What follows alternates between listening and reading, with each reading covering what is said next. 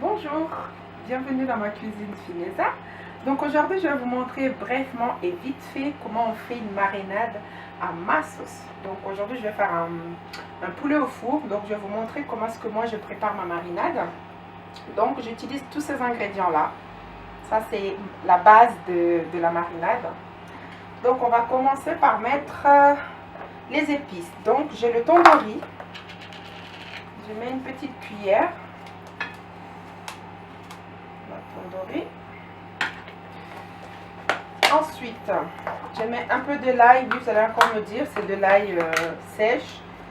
Mais voilà, je mets une cuillère aussi de l'ail. Vous pouvez aussi en mettre de l'ail frais, hein, comme je dis. Du gingembre, très important.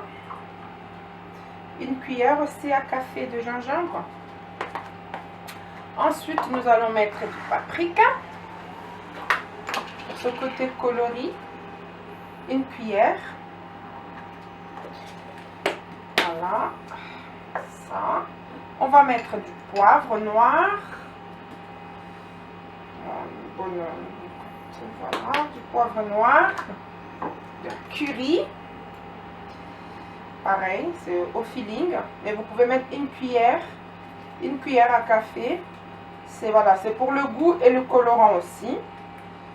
Donc ça c'est le paprika et on va terminer par la muscade. Une cuillère à café aussi. Hein. Voilà, ça c'est tous mes épices. Ensuite, j'aurai besoin de vinaigre. Donc moi j'utilise souvent ce vinaigre là, j'aime beaucoup le goût.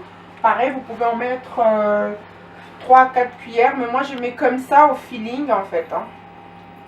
Voilà, parce que je ne mettrai pas l'eau ni de l'huile. Donc c'est vraiment le vinaigre ainsi que la sauce que le poulet va faire sortir qui va cuire mon poulet en fait. Et je vais mettre le Maggi. Et oui, moi et la magie, c'est la magie de la cuisine. Voilà, c'est toujours au feeling. Pareil, vous comptez 2 à 3 cuillères, ça dépend. Voilà, ça c'est bon. Voilà, voilà. On va mettre de la moutarde. La moutarde forte ou la moutarde fine, c'est comme vous voulez, mais moi j'utilise beaucoup la fine et forte. Donc on met 2 bonnes cuillères. 2 bonnes cuillères vraiment de la moutarde. Et on va mélanger le tout.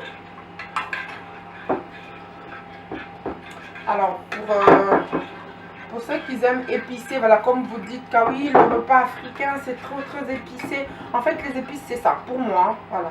Moi, mes cuisines, ça dépend de ce que je vais faire, comment j'assaisonne, pardon. Donc moi, ça c'est mes épices en fait que j'ai fait pour ma marinade. Pour le poulet, hein, je vais dire. Donc je mélange le tout. Ensuite, je vais rajouter de l'herbe de Provence. Là, je vais mettre aussi 2 bonnes cuillères. 2 bonnes cuillères à soupe. Cuillère à café. Le sel, je mettrai après.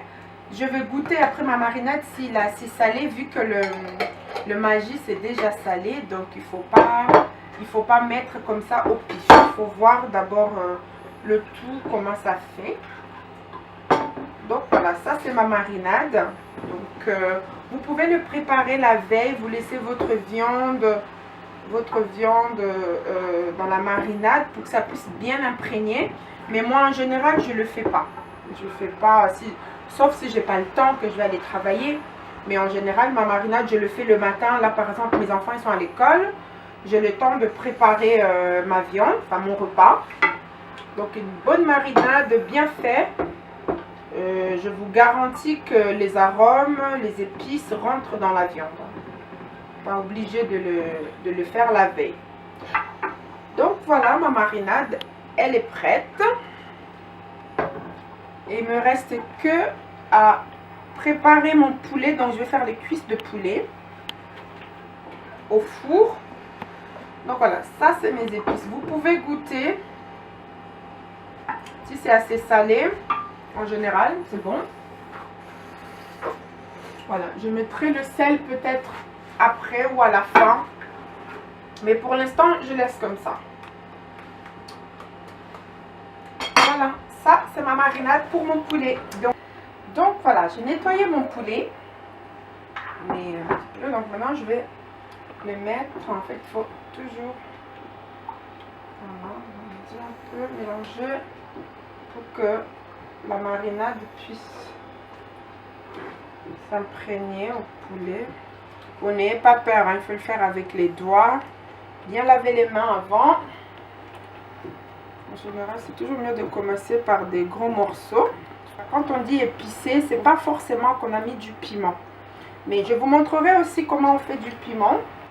Bon, voilà, comme vous pouvez le constater, ma viande, elle a été bien mélangée, prête à aller au four. Voilà, j'ai juste goûté un peu, il manque un tout petit peu de sel, mais vraiment tout petit. Donc je vais juste mettre une fine couche par-dessus. Voilà, vraiment un tout petit peu, hein, ça suffit largement. Et puis à la cuisson, on verra. Voilà, donc là ma viande elle est prête à aller au four. Non, mon four il est déjà chaud. N'hésitez vraiment pas hein, avec les mains d'y aller. Bon, ceux qui ont un peu peur, vous pouvez mettre les gants. Mais moi j'aime bien travailler ma viande sans gants. Je trouve que c'est mieux, personnellement. Après c'est vraiment libre choix. En fait, c'est que vous voulez, comme vous voulez, vous êtes à la maison, vous êtes chez vous. Donc voilà, c'est vraiment le but, c'est pas, on n'est pas dans un concours culinaire, hein, on fait tous pareil à la maison. Et voilà, donc je vais mettre ma viande au four. Je me lave les mains quand même pour ne pas salir mon four. Et c'est parti au four pendant au moins 45 minutes.